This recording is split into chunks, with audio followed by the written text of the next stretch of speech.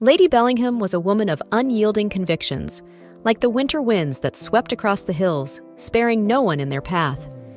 And that morning, as she gazed at the misty fields surrounding the Bellingham estate, her determination seemed fiercer than ever. After all, she was not a woman to accept fate passively, especially when fate threatened the family name.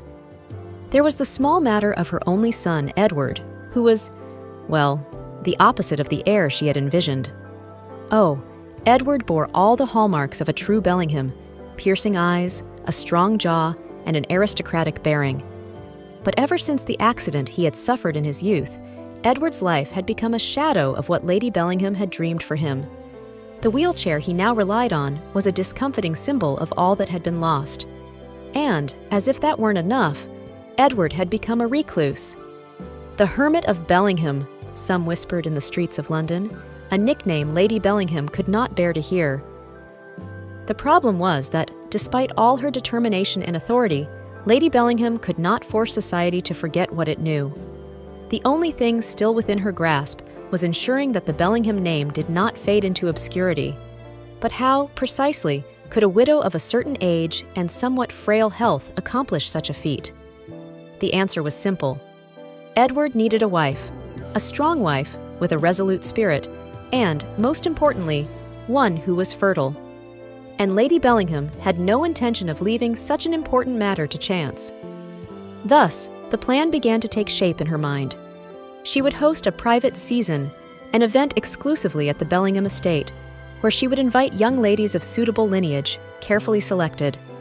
They would spend several weeks under the same roof as Edward, far from society's prying eyes and gossip. Whoever won his heart, or perhaps managed to coax even a smile from him, would earn the right to become Lady Bellingham, wife to her heir, and, hopefully, mother to the next generation of Bellinghams. Lady Bellingham was shrewd enough to know that Edward's condition should come as a surprise. The young women would not be informed of his physical state. Oh no. She believed the initial shock would unsettle them, yes, but it would also make any genuine display of interest on their part all the more meaningful. Moreover, there was another truth she preferred to keep hidden: the fact that Edward was infertile, a reality he quietly struggled with and which Lady Bellingham chose to ignore, clinging to the hope that fate might deliver an unexpected solution. She sent invitations to the 3 ladies she deemed most suited to the task. Each one brought something unique to the table: an impeccable reputation, striking beauty, or a noble lineage of great respect. Mary, Eleanor, and Lydia. Names Lady Bellingham recited as though they were titles of novels she herself intended to write. Each of these young women would be put to the test, and the one who could break through the icy barrier of Edward's heart and still succeed in carrying out her own plan of producing an heir would secure her place in nobility. But there was one detail Lady Bellingham had not anticipated. Because, yes, she was formidable, and her cunning was legendary, but perhaps, just perhaps, she didn't know everything about her son. When Mary's carriage passed through the gates of the Bellingham estate, she held her breath, a mix of excitement and dread coursing through her. The mansion loomed ahead like a stern and imposing matron, demanding nothing less than reverence from all who dared to set foot on its grounds. Mary straightened her shoulders and forced herself to remember why she was there. Her family, once respected and prosperous, now sat in dusty halls with coffers that echoed emptily. Marrying Lord Edward Bellingham was her last hope, and after all, she'd heard that he was a reserved, even reclusive figure. With a bit of luck, perhaps he would be easy to influence. All she needed was to be docile, sweet, and persistent. That she could do well. Shortly afterward, Eleanor's carriage pulled up in front of the mansion, and she stepped down with the air of someone assessing merchandise in a market. To Eleanor, marriage was nothing more than a transaction. She was a practical woman, a survivor of salons and dinner parties where a single glance or misplaced word could ruin an entire reputation. And here, in this vast, cold stone manor, she felt she had reached the precise point where she could finally stop worrying about trivialities like sustenance or stability. Lord Edward was a title, an inheritance. Eleanor was prepared to be whatever he needed her to be, as long as it secured the standing she had always dreamed of. With an impatient sigh, she adjusted her skirts and made her way to the entrance, calculating each step like a chess move. Finally, the last of the three ladies arrived. Lydia stepped hesitantly out of her carriage, clutching her cloak tightly around her, as though she wanted to disappear into it. She was, without question, the most reluctant of the three. Unlike Mary and Eleanor, Lydia was not here out of ambition or a desire for status. She had come because she had no other choice. Her family, in desperate circumstances, had already arranged her marriage to a man she despised, a repugnant old man with less character than the rug beneath her feet. Lady Bellingham's proposal, therefore, had appeared as a lifeline. Perhaps, just perhaps, she might find a measure of peace here. And who knew? Maybe Lord Edward wasn't as dreadful as the rumors claimed. Lydia let out a trembling sigh and stepped forward, resolved to at least try to play the game her family had thrust upon her. In the grand hall, Lady Bellingham awaited the three with a calculated smile, like a merchant displaying wares for a discerning buyer. After formal introductions and polite exchanges, she wasted no time leading them to meet Edward. The ladies followed Lady Bellingham down the long corridor, each wrapped in her own thoughts and expectations, until, at the end of the hallway, they entered a spacious room where the heir of the Bellingham estate awaited in his wheelchair, wearing an expression of discomfort carefully concealed. The shock was palpable. The three young women paused briefly, taking in the unexpected sight before them. Mary, always quick to adapt her expression to circumstances, swallowed hard and forced a gentle smile, though inside she was unsettled. This would certainly complicate things, she thought, but even so, it was an opportunity she couldn't afford to waste. If she had to smile and feign empathy to restore her family's fortune, she would do it. Eleanor, on the other hand, maintained an almost rigid composure. Her eyes narrowed slightly at the sight of the wheelchair, but she quickly regained control. In a way, this revelation might even be advantageous. A less demanding husband meant less interference in her life. After all, if he wasn't physically capable of accompanying her to events and engagements, she would have more freedom to command the title as she saw fit. Yes, perhaps this was more a blessing than a surprise. Lydia, however, was the only one to react differently. While the other two averted their gazes, Lydia kept her eyes fixed on Edward. He wasn't the cold, distant monster she had imagined, nor the proud, haughty nobleman she had feared. Instead, she saw a young man with a serious but vulnerable expression. And, in a rare moment of genuine kindness, Lydia offered him a smile. It was not forced, not calculated, just a simple smile that seemed to carry more humanity than any words she could have spoken. Edward noticed the nuances in their reactions. He was well aware that his mother had orchestrated this entire charade in pursuit of an heir he, in his condition, could never give her. But even so, he found himself studying each of the young women before him. Mary, who tried to project a comfort she clearly did not feel. Eleanor, with the calculated coldness of a woman well-versed in the games of society. And Lydia, who simply smiled, unhesitating, as if she had seen something beyond the wheelchair. And there, in the silence of the room, Edward wondered which of these young women might actually see the man behind the circumstances. The days at the Bellingham estate passed with a constant tension in the air, like storm clouds ready to unleash their fury at any moment. Lady Bellingham, in her role as master of ceremonies, kept a keen eye on every interaction between Edward and the young suitors. She moved through the estate with the bearing of a general, orchestrating every detail of the battlefield she had turned her home into. And while she was careful to make her observations seem innocent, anyone who knew her could see her intentions were as clear as crystal. She was determined to see her plan succeed. For Edward, however, his mother's constant presence felt like a suffocating shadow. Lady Bellingham had an unerring habit of inserting herself into conversations with a well-meaning suggestion or advice on how he should behave to charm the young ladies. The suitors, in turn, began to feel the weight of her expectations, each trying in her own way to match what they imagined was the ideal of the young lord. Lady Bellingham believed that with a little push, her son's heart would finally yield to one of them. But what she hadn't counted on was that this push would gradually reveal the true colors of the contenders. Mary, for instance, felt the pressure mounting with each passing day. Time seemed to slip through her fingers like sand, and her uncertainty about Edward's feelings left her increasingly anxious. Behind her perfect smiles and delicate manners, The thought that her one chance to save her family's honor might be slipping away was unbearable. Until one day, in a moment of desperation, she had what she considered a brilliant idea, a bold lie that, in her mind, seemed like the solution to all her problems. During a casual conversation with Lady Bellingham, Mary subtly hinted that she might be expecting a child. It was, of course, a discreet insinuation, dropped as if it were an insignificant comment, but with tremendous weight in its undertones. She calculated that this would make the matriarch believe the marriage must happen immediately to avoid what would surely be a scandal. After all, no Bellingham would allow a child to be born out of wedlock, or so Mary hoped. The problem was that Lady Bellingham was a seasoned player of social games, with years of experience in subtle manipulations and well-crafted deceptions. Something about Mary's demeanor, perhaps her overly anxious gaze or the absence of a natural blush, aroused her suspicion. It didn't take long for Lady Bellingham to confront the young woman, questioning her indirectly but with cutting precision. Mary, unprepared for the intensity of the interrogation, hesitated. And at the Bellingham estate, hesitation was all Lady Bellingham needed to uncover the truth.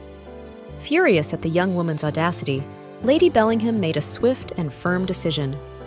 Mary was expelled from the house that very afternoon, her belongings packed with an almost cruel efficiency. The humiliated and disheartened young woman was left at the gate, under the watchful eyes of a few murmuring servants. Mary's bold lie, instead of securing her dreamed future, cast her out of the estate, leaving the Bellingham name intact, exactly as Lady Bellingham had intended. Eleanor, meanwhile, observed everything with an air of serene indifference. Mary's dramatic departure served only as a reminder that survival in this competition required caution. But Eleanor was beginning to face her own kind of frustration. Her advances toward Edward were meticulously calculated, like moves in a chess game. She approached him with a cold, calculated confidence, trying to win his favor with polished compliments and promises of how she could elevate the Bellingham name. For Eleanor, this marriage was a strategic alliance, and she made no effort to hide it. However, with each attempt, Edward remained polite yet distant, his almost disarming kindness keeping her at arm's length.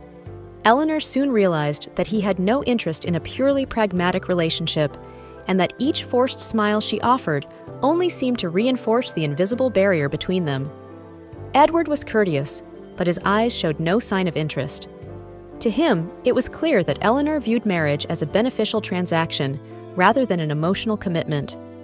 After days of fruitless efforts, Eleanor had an honest conversation with herself.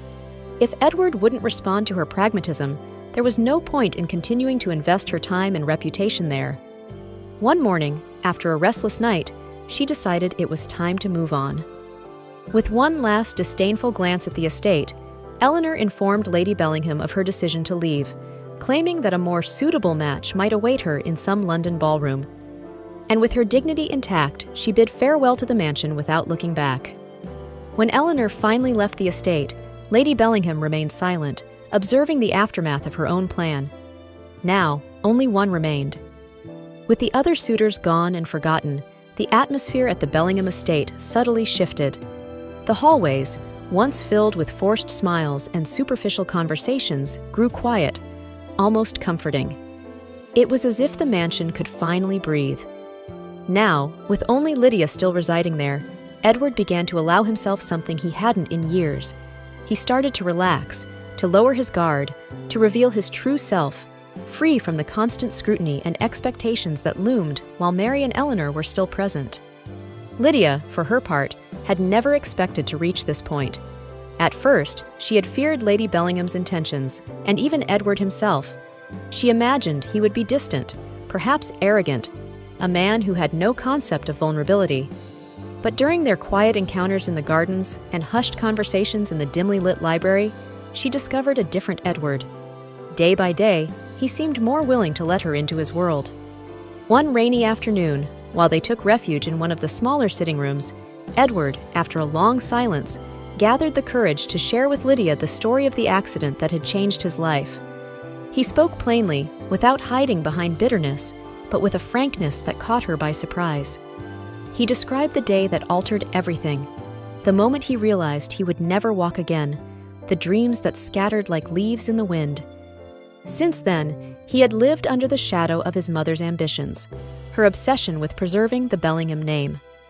With every word, Edward seemed to lighten an invisible burden, as if finally shedding a weight he had carried alone for far too long.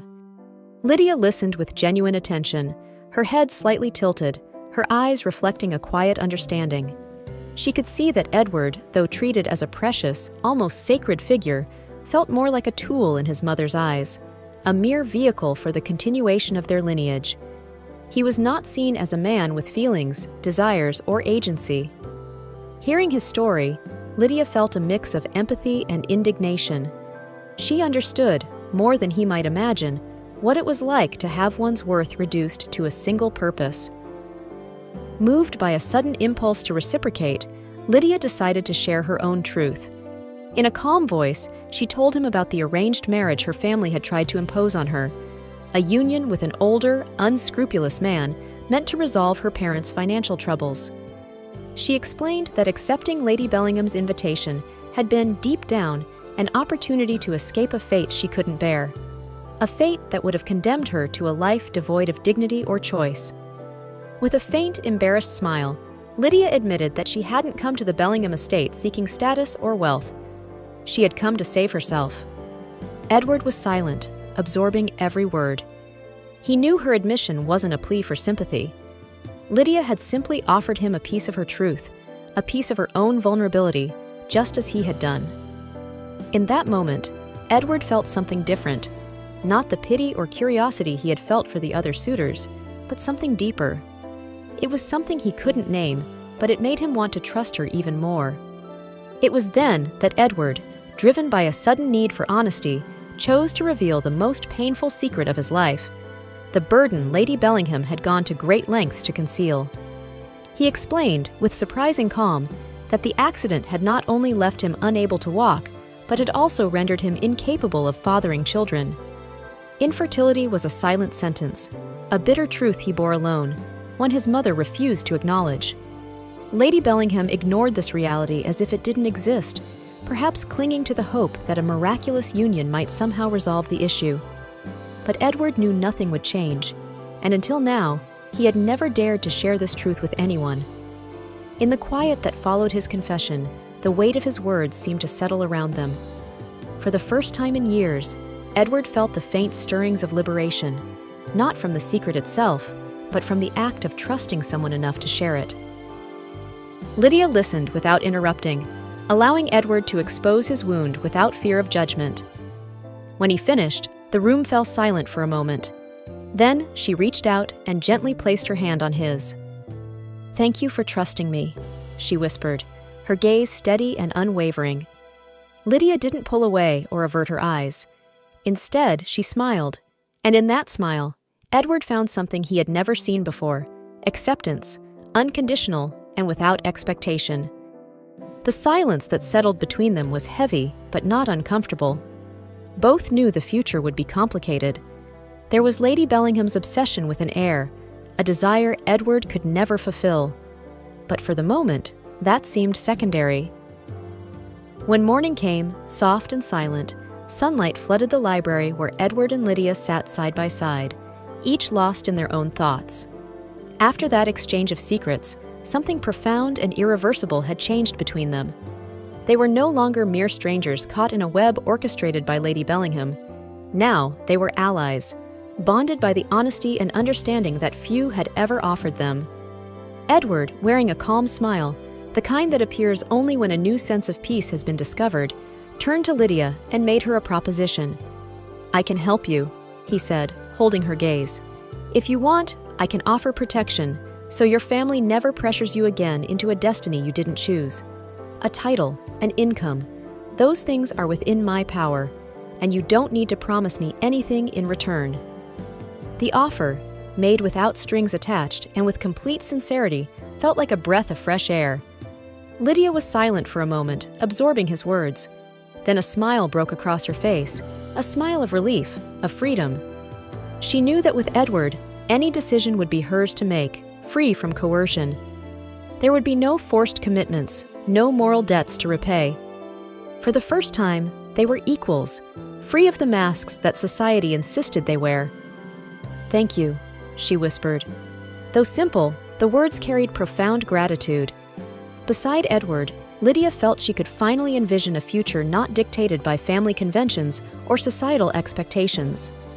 Meanwhile, Lady Bellingham, ever watchful, observed the scene from a distance with a pang in her chest. The matriarch of the Bellingham family was not easily shaken, but witnessing the genuine connection between her son and Lydia brought an unfamiliar discomfort, a kind of unease she couldn't yet process.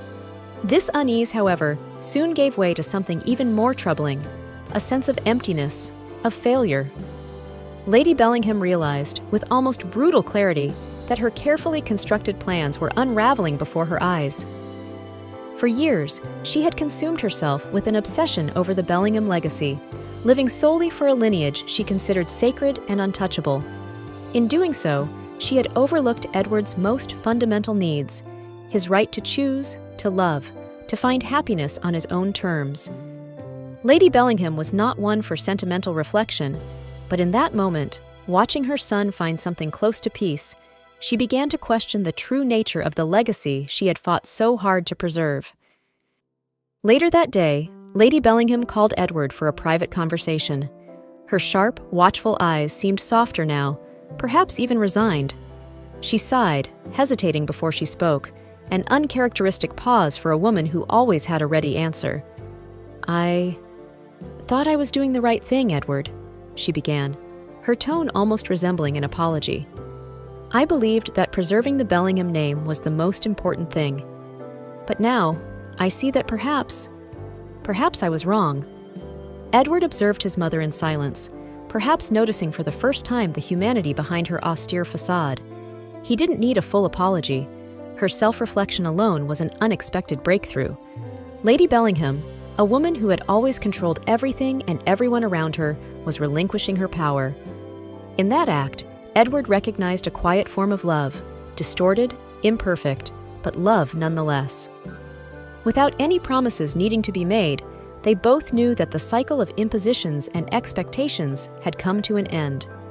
For the first time, Lady Bellingham accepted that her son would not give her an heir, and Edward, in turn, felt a freedom he had never experienced before.